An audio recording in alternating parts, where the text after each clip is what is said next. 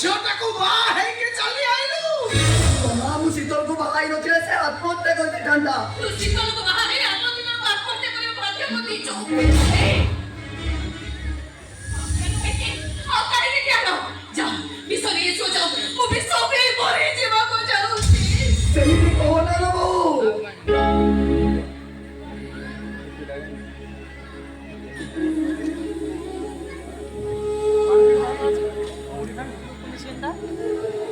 ଏ ବୋଉ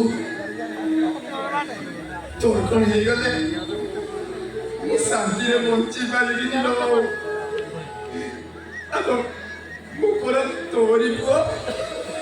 ଶାସ୍ତ୍ର କହେ ପୁଅକୁ ପୁତ୍ର ହେଇପାରେ ହେଲେ ମାତା କେବେ କୁମାତା ହୁଏନି ଲୋ ବୋଉ।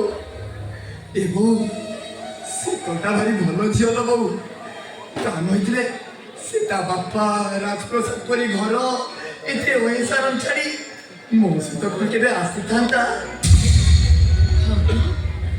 ঠিক কথা তো এই কথা তো খালি ମୋ ମୁଣ୍ଡରେ ପଶିନଥିଲା। ହେଇଟି ଆମ ସମ୍ପଦ ଠିକ କହୁଛି ବା। ତମେ ତାକୁ ଯାଅ ପୁଅର ବୁଝନି। ଠିକ କହୁଛି ଠିକ କହୁଛି ସେ। ଭୁଲଟା ତାର ନୁହଁ, ଭୁଲଟା ହଉଛି ତୋର। ଭାବୁଛି ଏଇଟାକୁ ତୁ କାହା ସହିତ ପାପ ସମ୍ପର୍କ ରଖିକି ଜନ୍ମ ଦେଇଛୁ। ଏଇଟା ମୋ ରକ୍ତର ନୁହଁ। ଏଇଟା ଯଦି ମୋ ରକ୍ତର ହେଇଥାନ୍ତା କେବେ ବି ସେ ଅହଙ୍କାରର ଝିଅଟାକୁ ବାହା ହେଇକି ଆଇନଥାନ୍ତା। ମୁଁ ଶୀତଳକୁ ବାହା ହେଇ କିଛି ଭୁଲ କରିନି। ଏ ଟଙ୍କା! ଭାରି ଭଲ ଝିଅ। ସିଧା ସିଧା ସେ ଝିଅକୁ ଛାଡ଼ି ଦେଇ ଆ।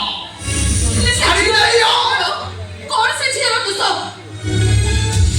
ସେମିତି ଯଦି ନ ହୋଇଥାନ୍ତା ତାହେଲେ ସିଏ କଣ ଆମ ସମ୍ପଦ ସହିତ ତା ରାଜପ୍ରସାଦ ଭଳିଆ ଘର ତା ଗାଡିକୁ ଛାଡି ଆମ ସମ୍ପଦ ସହିତ ଆମ ଘରକୁ ଆସିଥାନ୍ତା। ବଦଳିଗଲୁ ବାବା ଏଇକିନା। ତୁ ବି ବଦଳିଗଲୁ। ଆଲୋ ସେ ଅହଙ୍କାରୀ ସୂର୍ଯ୍ୟ ମିଶ୍ରଟା କେତେ ଅପମାନ ଦେଇନଥିଲା। କିଛି ମନେ ନାହିଁ ତୋର। ସବୁ ଭୁଲିଗଲୁ। କିଛି ମନେ ନାହିଁ ତୋର।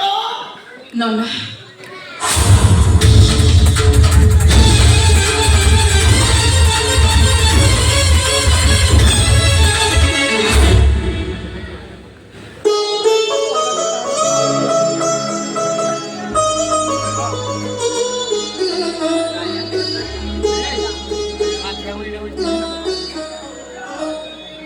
ବୋଉ ଗୋଟେ ବାପର ମାନ ସମ୍ମାନ ତା ସ୍ୱାଭିମାନ ତା ଅଭିମାନ ସବୁ କିଛି ଅଛି ତା ଝିଅ।